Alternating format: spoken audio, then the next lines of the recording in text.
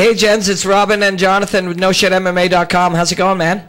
I'm good. How are you? Very good. Good. We are live on the show right now. So we normally would pull people in on commercial, but we said, fuck it. We want to talk to you. So here we are. Ah, cool. So welcome to the show. Thanks for having me. Where are you right now? I'm at home. Nice. Where's that? I'm at home, about to raid Old playing a little World of Warcraft at this point, having a good time. Nice. That's cool. Are you playing online with like trillions of other people? That's right. Yeah. That's right. You killing people? I'm doing. Huh? You killing people? Not right now. I guess we just sitting around waiting, but yeah, we're about to go into Old War. I got Flame Leviathan, you know, going all the way down. So. Did you do a World of Warcraft dance party recently? Dance party? No. Yeah, I heard like people get all their characters in one spot and do kind of like this weird kind of dance or something. I'm not clicking like that, man. I do my raid, hang with my people. Got a couple of other UFC fighters in here, but I'm pretty incognito. Other than the fact that every single one of my characters is named after a UFC fighter, it's kind of everybody's like, "Ooh, are you a fan?" I go, "Yep." Yep. I had a rogue I started playing like 6 years ago or whatever, named Lil Evil. Now we can't even play him no more. It's dead and gone. Can I play Lil Evil? I was getting in-game hate mail at one point. It was awesome. Nice. Little hidden gamers, you know. God love you, but if I see you near the land, I'd put you right through your monitor. You know? So, what's your character called now? What UFC fighter are you? Well, no, my favorite of all time, Jeremy Horn. Nice. Oh, yeah, Jeremy Horn. Gumby. Yeah. Have you got him as Gumby or Jeremy Horn? No, he's my mate. He's my little known mate named Jeremy Horn. Nice. Cool. Yeah, he just fought, right? Jeremy just fought last weekend, beat somebody in the first round. He's getting tuned up, you know, he's staying busy. He went out there and did his job, did a good job. Nice. Got his win. He's always been my favorite fighter of all time. How many fights has he had? Has it been like 200? About 145, and they ain't Travis Bolton style where he fights 7 or 8 of them in his garage and calls them in.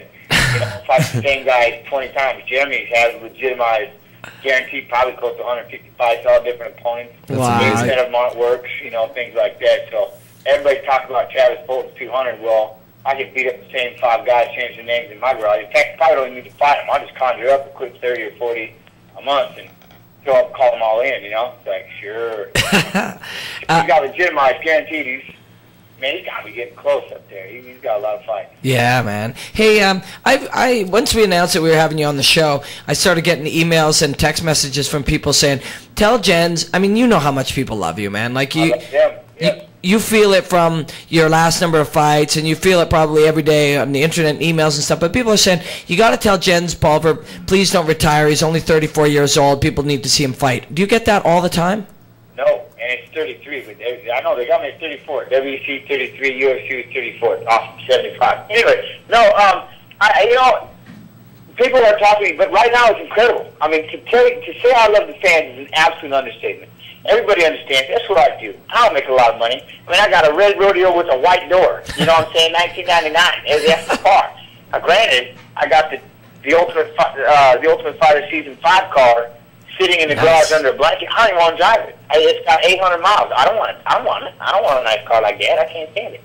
My Jeep is off the Jeepers 4-wheel drive, waiting for it's been an 8-month facelift, but it's coming home. So my point being, I didn't get off track. I'm a simple guy, man, and people always say, "Oh, you're famous." No, I'm not famous. My sport is famous. My job is famous. Me, I hang, man. So for me to be able to sit down and just talk to people, and people wanting to talk back to me and just kind of listen to me chit chat, I love them for it. I love every single person out there for it. Am I retired? No, I'm not going to do that. You're not going to see me go out there and say, "Hey, I'm hanging up the gloves, get everybody all, hey, you know, well wishes," but then come back. I'm not doing that, man. I'll be legit. Am I taking a pause? I have to. I've lost 4 in a row. I got to figure something out. Fuck you know yeah. I mean? That's awesome, man. My self-esteem is shot.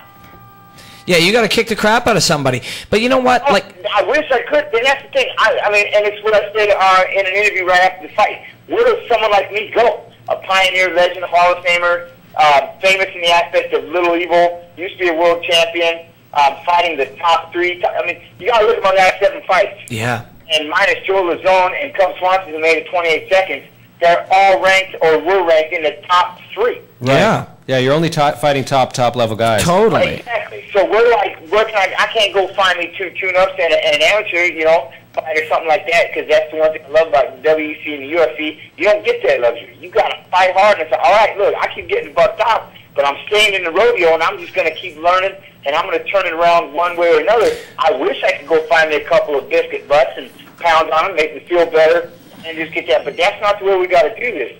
Yeah. I got to go out there and figure it out day in and day out, realizing I've lost here, I've lost this, you know. So that's been a huge, huge battle, trying to overcome all of that, but still stay and fight the best guys, because that's, if you want to be in the WEC and you want to be in the UFC, you have to fight the best guys. That's all there is to it. Hey, Jens, you know, so reflecting on your last few fights then, I mean, obviously you're fighting the absolute top-level guys, and congratulations for, you know, I mean, because it wasn't like you were a pushover in any of those fights. You fought tooth and nail. You know, you always do that in every single one of your fights. But Took Uriah to 5. Yeah, exactly. Like, but when you look back at it, you reflect on those ones, do you kind of go, okay, you know, the game is changing a little bit, and I've got to kind of retool, or does it mean, you know, I've got to, you know, work on this area or that area? Or is it just, what does it look like it for you? Statistically, why don't you let him answer? So well, shut because up. I'm finishing your thought. Statistically, Statistically, for me is, you know, a lot of people want to say they're not mental fighters. Yes, you are. I can break it down to you about 90 million ways about that mental side of things. You are a mental fighter everywhere you go, because there's 3 months leading up to that fight. That's all part of the mental fighting as well. That's all part of the game. Staying focused, staying, you know, working hard. I've got all that dialed in, but what people don't understand, what I kept saying is, yeah, you might see the L's right now in my last fight, but man, if you came from where I came from, the abuse. When I was a kid, I remember looking out the bus window, and if the blue truck was in the driveway, I didn't come home. I didn't come home until nighttime, until my mom got back. I'm not going there and getting beat up. You're crazy.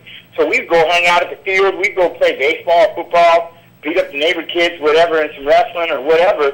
But we wouldn't go home. I lived my whole life in fear, scared. Wow. I never got to stay night at people's houses because my mom was going to scream my name. That was almost a given. Jancy, come help me. Come help me. My dad would be beating on her. I never got to stay night at people's houses. I didn't have a home life like that. Now God has blessed me with an amazing soon-to-be wife on the 4th of July. I love her. This is why I finally said, you know what, I'm getting married. Congrats. And it's not biting the bullet. I'm excited. My son is incredible. My daughter's home to visit. She's 6 years old. I now have a family. I've won so much in life.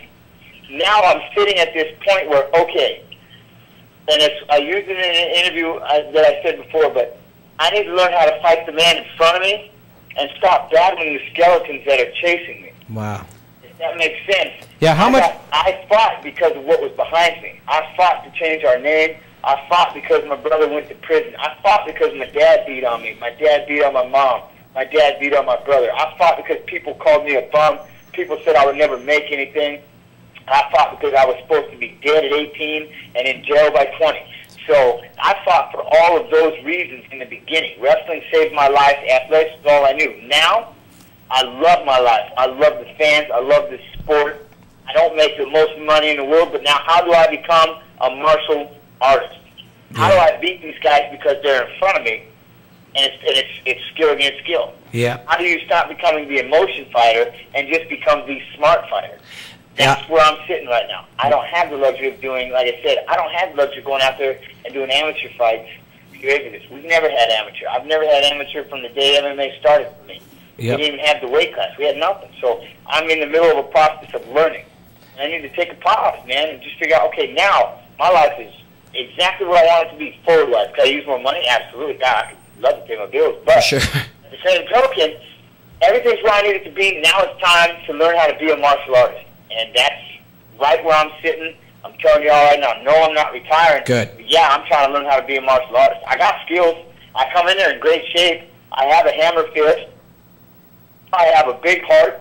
I mean, I can throw down, but I do dumb things and make dumb decisions. This fight with Grispy, dumb decision.